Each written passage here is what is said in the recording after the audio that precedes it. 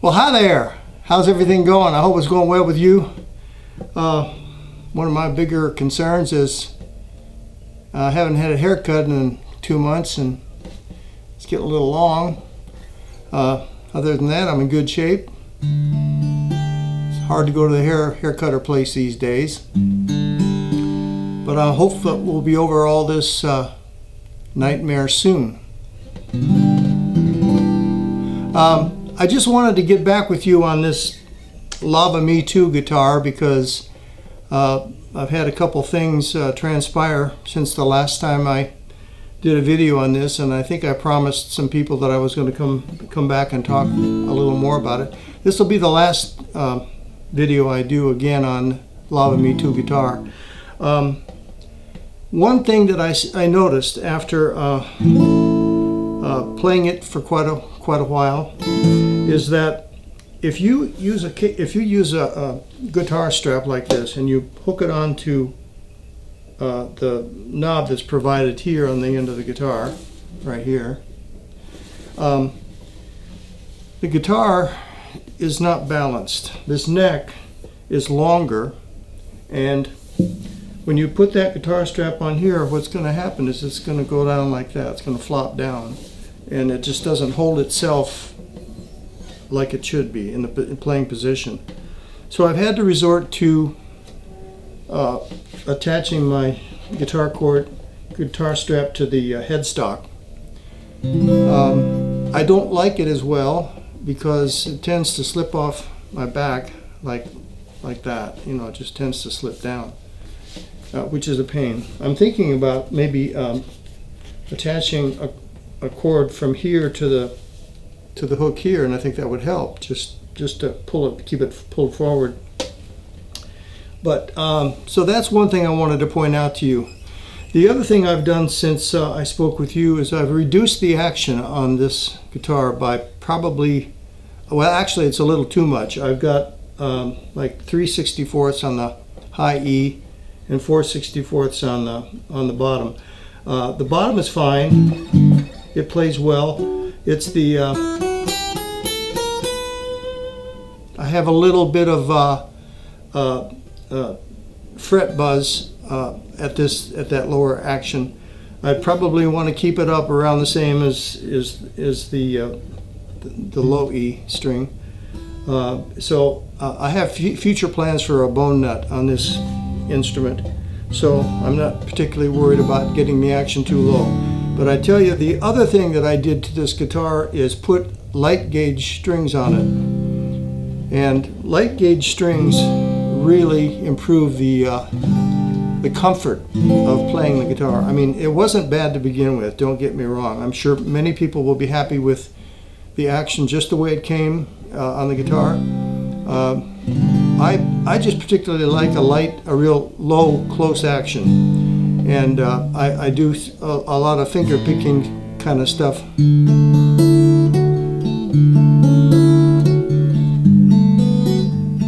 You know, and I like to be able to feel comfortable on the neck instead of having to worry about pressing down strings hard. So I like a low action, and these light gauge strings really improved the comfort of playing the instrument.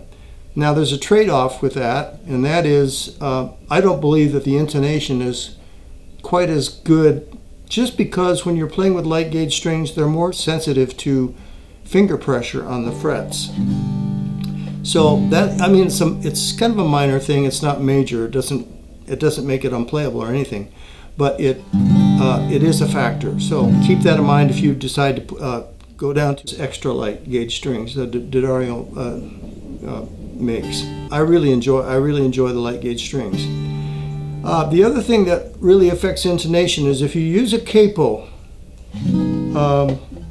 with light gauge strings, it's going to be more sensitive. Now, when I talked about this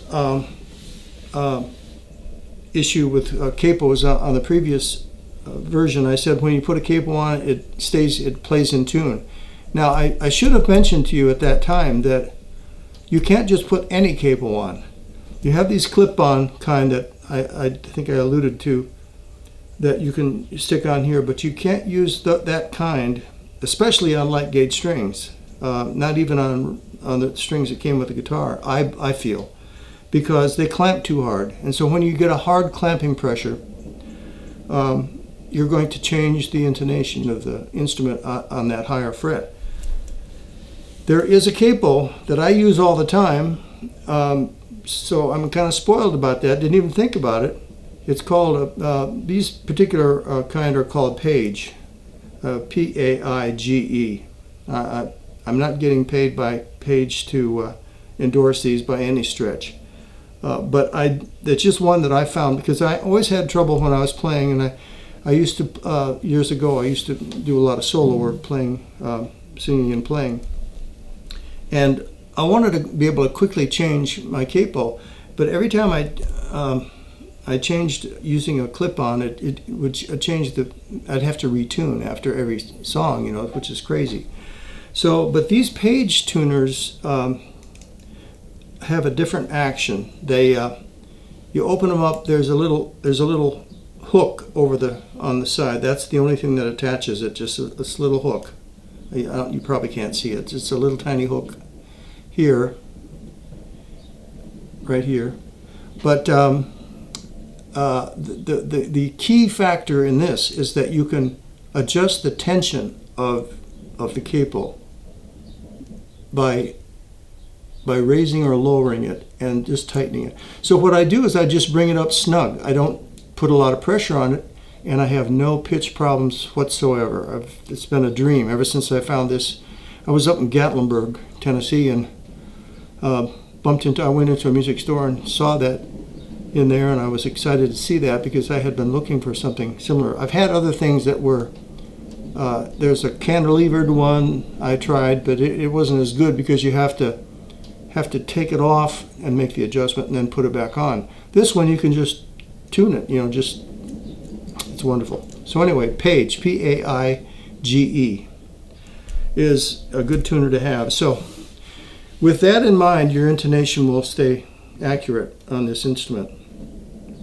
The string height that the instrument comes with is fine. If you're just a strummer and you just strum the instrument a lot, that's fine. But if you do any kind of finger picking and stuff, and you just want a little easier action to play, it's probably good to lower that action. And I think that's probably all I wanted to share with you regarding this instrument. Was the guitar strap, which I discovered after a while was a problem, and the action.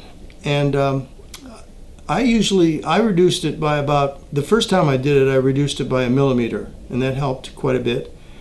But when I put the light gauge strings on, that really was a game changer for me. It just made this instrument even more fun to play. So I'm still pumped up about Lava Me Too. I think it's a great instrument.